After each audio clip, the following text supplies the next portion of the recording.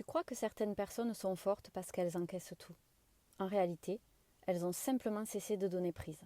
Le chaos peut frapper, les mots peuvent pleuvoir, les plans peuvent s'effondrer. Rien ne s'accroche. Non pas parce qu'elles sont dures, mais parce qu'il n'y a plus de crochet à l'intérieur. Ce que Carl Jung pointait, sans détour ni mystique inutile, c'est une vérité dérangeante. Rien ne t'atteint sans ton consentement intérieur. Chaque colère, chaque blessure, chaque réaction fulgurante n'est pas causée par l'événement, mais parce que cet événement vient réveiller en toi. Là où ça fait mal, il y a déjà une histoire. Là où ça brûle, il y a déjà une peur. Le monde ne fait qu'appuyer. La majorité traverse la vie en mode réflexe. Quelqu'un manque de respect? L'identité tremble. Une situation échappe au contrôle? L'angoisse surgit. Tout est pris personnellement, comme si l'univers avait une dent contre eux.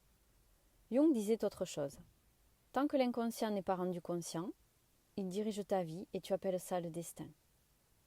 Autrement dit, tant que tu ne vois pas tes mécanismes, ce sont eux qui te pilotent. Le fameux travail de l'ombre n'a rien de spirituel au sens flou. C'est regarder en face ce qui, en toi, cherche encore validation, reconnaissance, sécurité. Ce n'est pas l'insulte qui blesse, c'est le doute déjà présent. Ce n'est pas l'abandon qui détruit, c'est la dépendance au regard de l'autre. Deux personnes vivent la même scène, l'une s'effondre, l'autre reste droite. La différence n'est pas la force, c'est la perception. Le paradoxe est là. Plus tu cherches à contrôler le monde, plus tu lui donnes du pouvoir. Besoin d'être respecté, tu deviens vulnérable. Besoin que les choses se passent comme prévu, tu t'exposes à la frustration. À l'inverse, quand tu lâches cette illusion, quelque chose se réorganise. Pas parce que la vie devient douce, mais parce que tu cesses d'être manipulable. Les personnes réellement inébranlables ne contrôlent pas les autres, elles se maîtrisent elles-mêmes. Elles ne sont ni froides, ni détachées.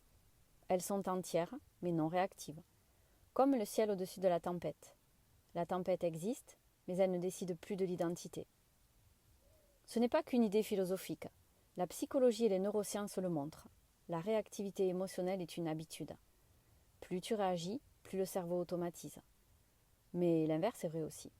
Observer au lieu de réagir, c'est désamorcer. Ressentir sans s'identifier, c'est reprendre la main. Quand quelqu'un te provoque et que tu ne mords pas, ce n'est pas de la faiblesse. C'est une souveraineté silencieuse. À ce moment-là, quelque chose bascule. Les jeux de pouvoir s'arrêtent, la manipulation n'a plus de prise, la négativité s'épuise d'elle-même. Non parce que le monde a changé, mais parce que tu n'es plus le même point d'accroche. Être intouchable ne signifie pas ne rien ressentir. Ça signifie ne plus confondre ce que tu ressens avec ce que tu es. Quand tu cesses de réagir, tu cesses d'être contrôlé. Et là, sans forcer, sans lutter, la vie commence à répondre autrement.